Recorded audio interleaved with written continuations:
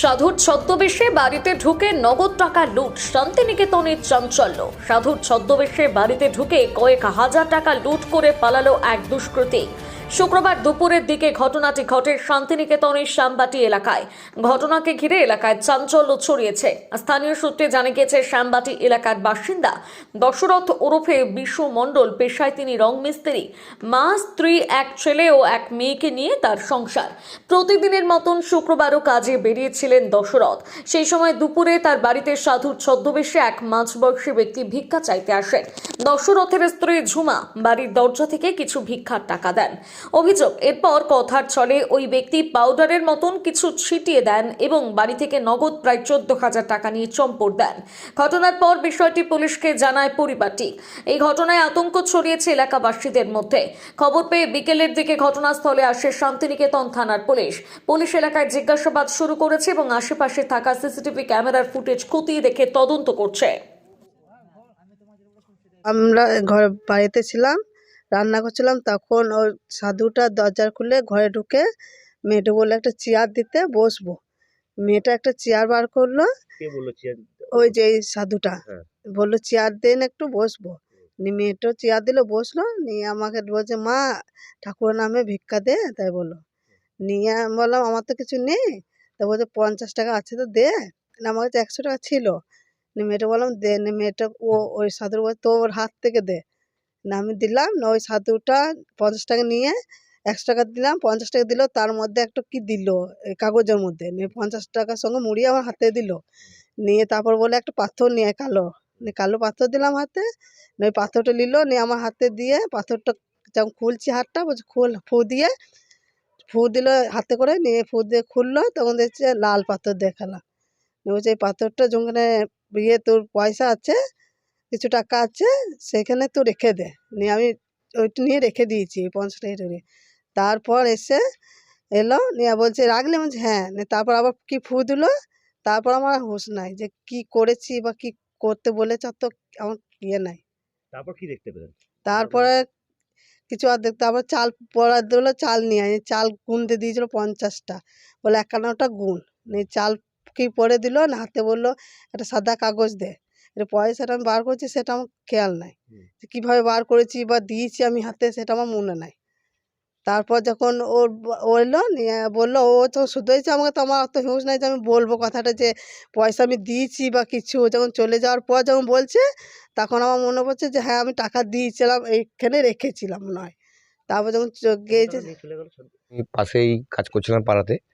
তো আমি 1টা বাজে, 1টার সময় আমি খেতে আসি। আমি খেতে আসার সময় দেখছি গেটের কাছে, যখনই এসছি তখনই দেখছি দুখানা সাধু আছে। আমি ওকে বললাম কী ব্যাপার, সাধুগুলো কী ব্যাপার? তো ঢুকে দেখি সাধুগুলো, এই সাধুটা বলছে কে হও তুমি? আমি ওর স্বামী হই। তা কী ব্যাপার? বলছে ও আচ্ছা আচ্ছা আচ্ছা, আসো আসো বসো, দাঁড়াও। আমি হ্যাঁ কী বলুন? বলছে তুই তো খুব ভাগ্যবান, খুব ভালো, তোর ঘরের অবস্থা এরকম, এরকম বাড়ি হয়ে যাবে, তো 2তলা 3তলা বাড়ি হয়ে যাবে, এরকম অনেক কিছু প্রলোভন দেখালো। আমি এতটা বুঝতে পারিনি। তারপরে আমি একে জিজ্ঞেস করি যে কিছু টাকা পয়সা দাওনি তো? মানে যখন এইখানে দাঁড়িয়েছে তখন টাকা পয়সা দাওনি তো? এই কিন্তু কিছু বলতে পারছে না গো, ও আনমনস্ক হয়ে আছে একদম। আর তাও আমি বুঝতে পারিনি গো। তারপরে আমি জিজ্ঞেস করলাম যে বলুন। দিয়ে বলছে তুই এক কাজ কর, আমাকে একটু খাবার জল দে। দিয়ে খাবার জল দিলাম বোতলে করে। ও কিন্তু জলটা খেলো। খেয়ে পরে যখন কুলকুচি করে ফেললো, তখন সাদা জল বেরোচ্ছে। এবার ওর মুখের মধ্যে কী ছিল আমি জানি না গো। তারপরে বলছি যে ঠিক আছে, তুই এক কাজ কর, আমাকে একটু এগিয়ে দে। ঠিক আছে, আর খিদের টাইম, আমি তাড়াতাড়ি করে ছাড়ি, তারপর আমি খাবো, কাজে যাবো। আমি ওই কিন্তু গেট থেকে একটু এগিয়ে দিলাম। দিয়ে এগিয়ে দিয়ে আসার পর আমার ওয়াইফকে জিজ্ঞেস করছি যে তুমি কি ঘরে টাকা পয়সা দাওনি তো? তো বলতে পারছে না গো। আমি বলো।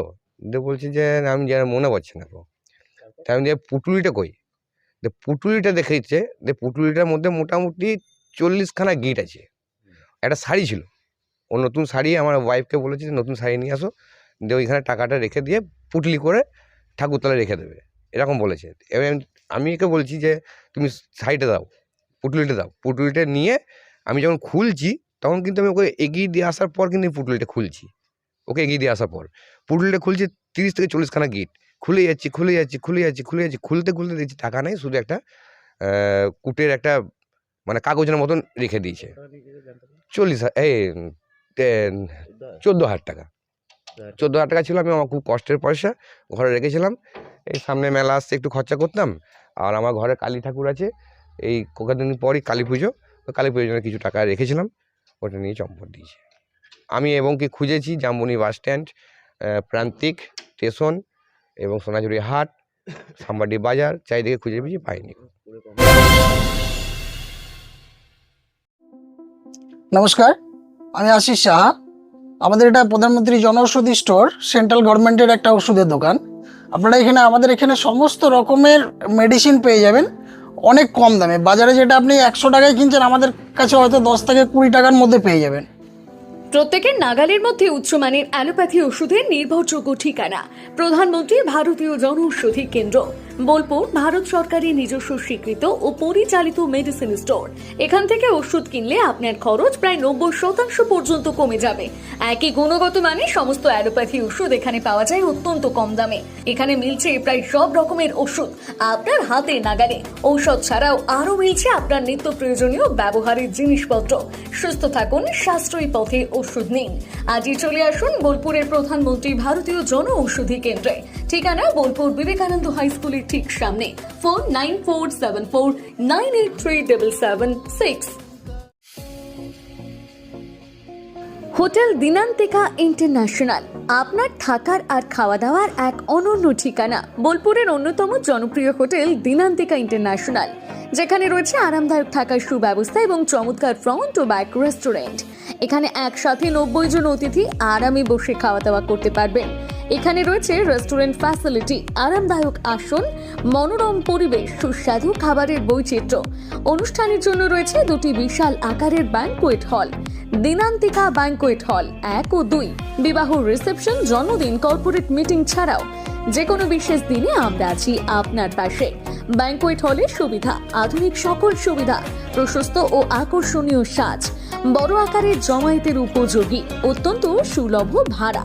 আপনার পরিবারের প্রতিটি বিশেষ অনুষ্ঠানকে স্মরণীয় করে তুলতে আমরা সদা প্রস্তুত। যোগাযোগ চণ্ডীদাস রোড, বোলপুর, রবি কিরণ কমপ্লেক্স, 9836637834 অথবা 8100124200। আপনার স্বপ্নের আবাসন এখন বোলপুরে, শান্তিনিকেতনের একদম সন্নিকটে সুরশ্রী পল্লীতে তৈরি হচ্ছে আধুনিক সুযোগ সুবিধায় সমৃদ্ধ সুরশ্রী অ্যাপার্টমেন্ট। এখানে পাবেন সকল ফ্ল্যাট 2 বেডরুম যুক্ত, কমিউনিটি হলের সুবিধা, শান্ত নিরাপদ পরিবেশ। সুরশ্রী পল্লী থেকে শান্তিনিকেতন মাত্র হাঁটা পথ। আজই আসুন, দেখে যান আপনার স্বপ্নের ঠিকানা সুরশ্রী অ্যাপার্টমেন্টে। সীমিত সংখ্যক ফ্ল্যাট, তাই দেরি না করে যোগাযোগ করুন এখনই। স্বপ্নের বাড়ি শুধু আপনার জন্য। যোগাযোগ 9434122043 অথবা 7584895832। বোলপুরে একমাত্র বস্ত্র সম্ভারের স্পেশাল কালেকশন, স্পেশাল মানুষজনের জন্য, পরিবারের সকল সদস্যের জন্য কেনাকাটা করতে চলে আসুন রাধাশ্যাম আগরওয়ালা সুশীলের দোকানে। আপনার মন মতো পোশাকের সম্ভার নিয়ে হাজির আমরা।